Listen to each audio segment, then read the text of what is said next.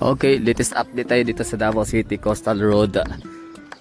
Junction to Rojas segment. Tingnan ho natin kung ano hitsura, anong ganap, anong bago ditong mga nadadagdag. Meron ba? The answer is yes, merong bagong nadagdag ho dito. So ano ba yung maispatan natin dito na bagong gawa, bagong development? So for example, itong sa gilid to, ito yung magiging parang pedestrian area, sidewalk.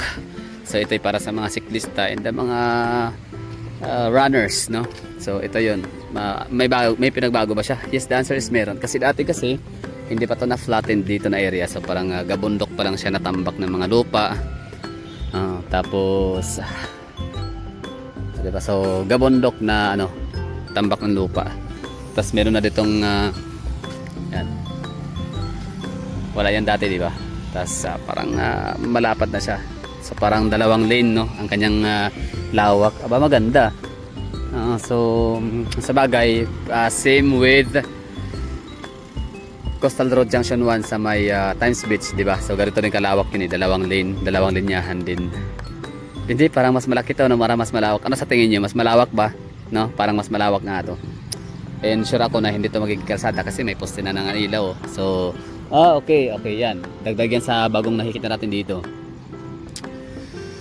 Okay, so yun yung una nating ispatan na wala dati na ngayon meron na.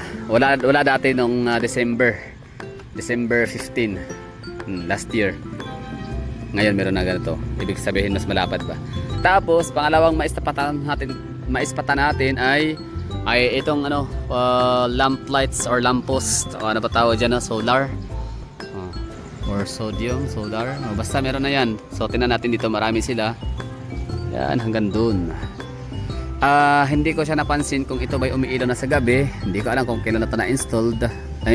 Installed kahapon, last week.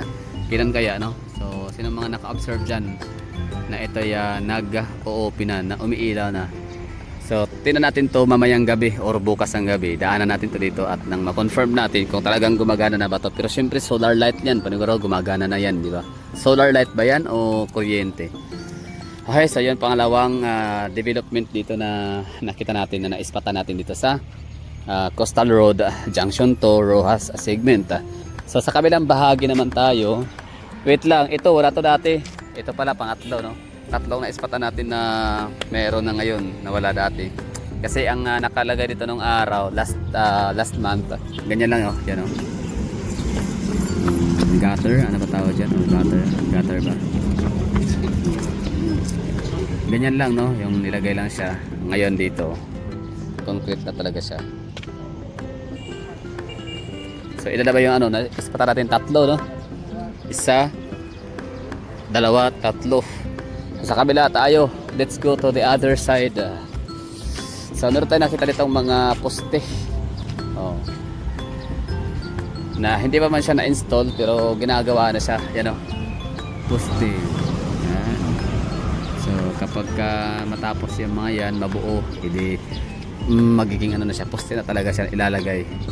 Hindi naman yan culvert, di ba? So yun, meron natin yung parang concrete barrier na rin sa kabila. So yan na. So ilan na ba yun na ispan natin dito bagong development na wala last month, December 15. No? So isa, dalawa, tatlo, apat, lima. Okay. Nakarepara natin dito.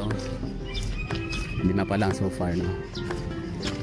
Pang lima itong konkretong barrier dun sa gilid para sa kanal yata. At ito yung pang-apat, poste. So gumagawa sila ng maging poste ba to? Ba't parang empty, parang bakante yung loob, open.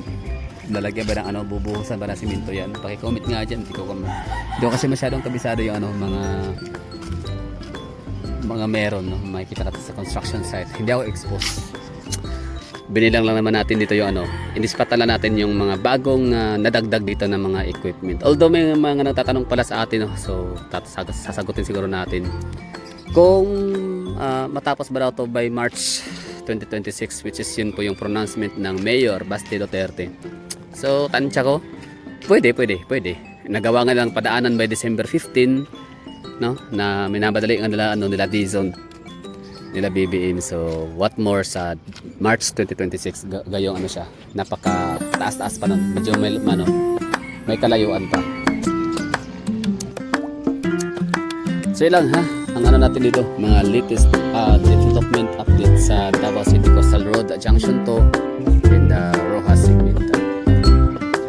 So yun na, sa mga nagtatanong dyan, estimated ko lang to dito. Siyempre wala naman tayong experience or wala tayo talagang karanasan and expertise parating sa tawag dito sa construction, lalo sa mga itong mga development, mga construction, mga infrastructure, but still meron naman tayong estimation siguro.